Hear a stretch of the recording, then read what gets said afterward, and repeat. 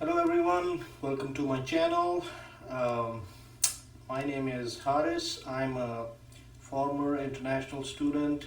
Um, I did my master's in engineering in the US, and then after that I've been working in the US manufacturing industry as an engineer for almost a decade.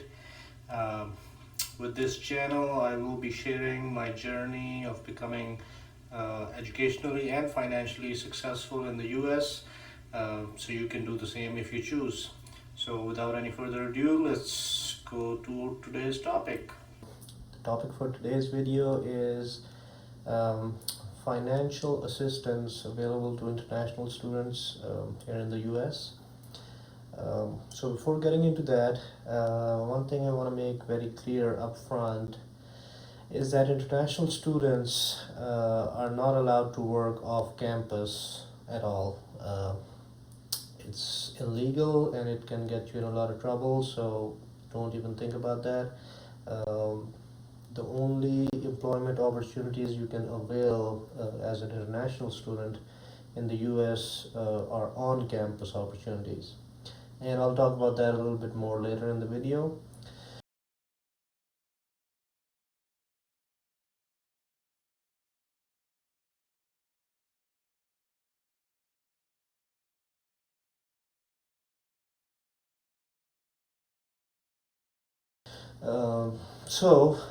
Getting back to the topic, uh, there are four broad categories of financial aid available to international students here.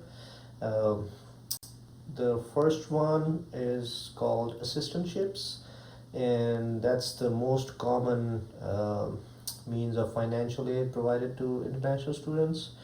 Um and assistantships are available to graduate students, so masters and PhD.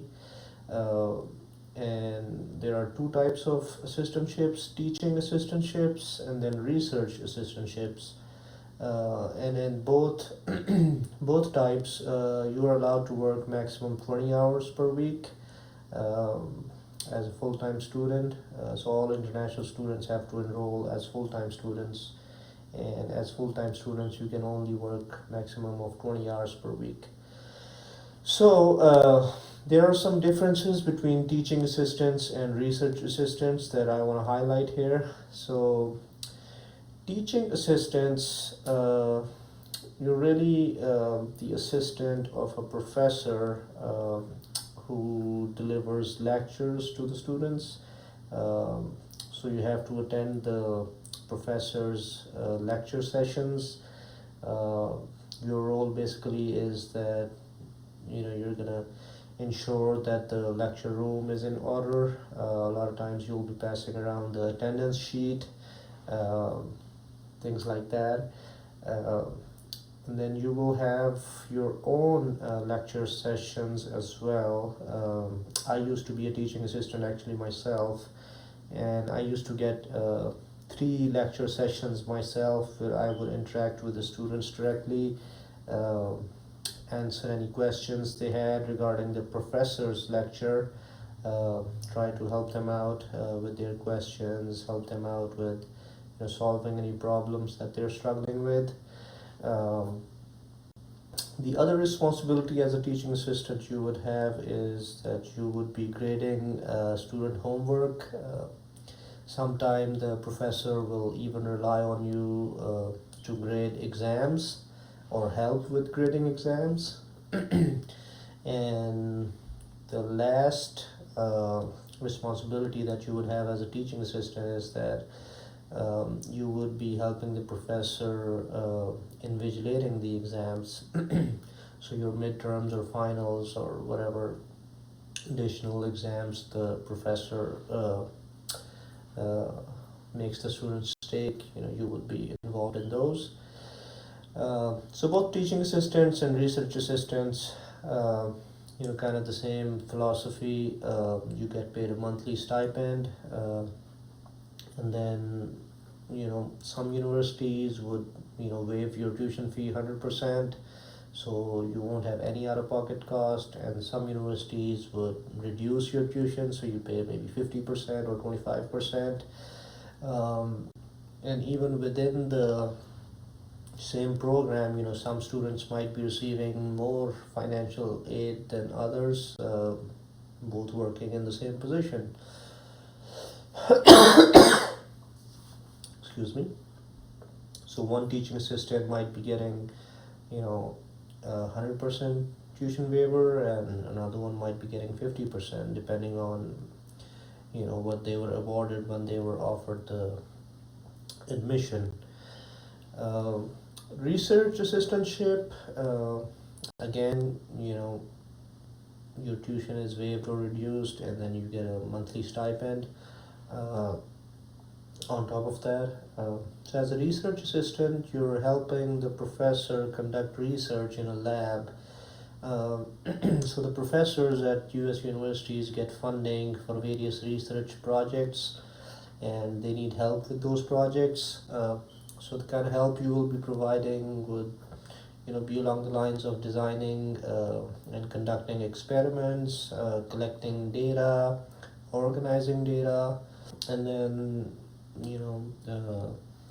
drawing conclusions from the data. Finally writing reports, helping the professor writing and publishing reports. So that kind of work. Uh, so that's research assistant. So as I mentioned before, I personally was a teaching assistant, so I never worked as a research assistant. But as a teaching assistant, one additional requirement or qualification you must have is that you must be proficient in the English language, because you have to directly interact with students, and many universities would test your proficiency. They would do an interview with you, or have a exam of some sort. I had to go through an interview before I was allowed to interact with students, so just keep that in mind. uh, your English language would be evaluated in some fashion before you can start that work. All right. So the second category of financial aid available to international students is scholarships or grants. So scholarships and grants are strictly merit based, and you don't really have to apply for them. You are automatically considered for them when you submit your application for admission. So they would basically rank all the candidates who were offered admission, and then based on how many scholarships and grants they have, they would award them to the top ranking candidates that were offered admission. uh, but there can be quite a few scholarships and grants, and they can help you with your tuition, your fees, your other expenses, whatever. uh, the third type of financial aid is on-campus jobs. So on US universities, students can get different kinds of jobs on campus. Like when I was at the university, I had some friends who were working at the library, at the front desk in the library. Others were working in the cafeteria, or the mess, if you will. So many different departments and buildings would have different jobs available that are posted on the university's website, or even at their job boards in those buildings. And you can submit an application, and get interviewed and start that job.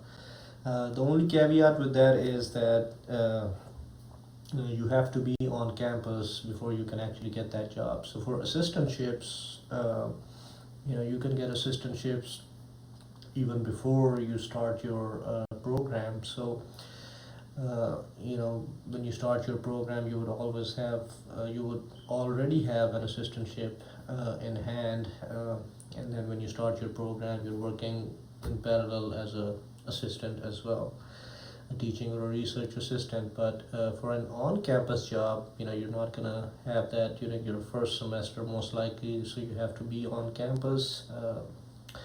So probably starting your second semester, you can take up an on-campus job and utilize that as a means to cover your expenses. Uh, the last category of financial aid is loans. So believe it or not, there are educational loans offered to international students here in the US. Many banks or private lenders would offer these educational loans, but the caveat there is that you need to have a co-signer on the loan with you who is a green card holder or a US citizen. And that can be challenging because obviously the co-signer has responsibility to pay that loan back. So it's a loan, it's not a grant or a scholarship, so it has to be paid back, and there will be specific terms on the period over which you have to pay the loan back, and what your monthly payments would be, what would be your interest rate, and so on. But I've seen many international students avail that, especially if you have relatives in the US. They might be able to co-sign for you and you can utilize that loan and then pay it off later on after you graduate and you start working. So it can be a viable solution for international students studying in the US. I personally did not have to go that route, but I've seen other international students doing that. So keep those in mind. Assistantships, the most common one, you can have those right from the beginning of your program. Scholarships and grants are kind of out of your control. If you get them, great. If you don't get them, maybe try again next time.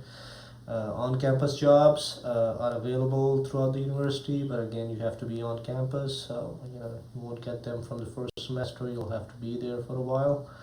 And then finally, loans. Again, you'll need a co-signer for that, and it might be challenging or not. Who knows? Depending on your situation, things can be very different. But that's it with today's topic. If you have any questions or comments, please leave them at the bottom. And if you have any suggestions, any topics you want me to cover, please leave those as well. Any feedback, I would appreciate it. And if you like this channel, like this video, please subscribe to the channel. It would help out the channel, and also click on the bell icon so you can get alerted when I upload more videos. That's it. Thank you. Until next time. Bye.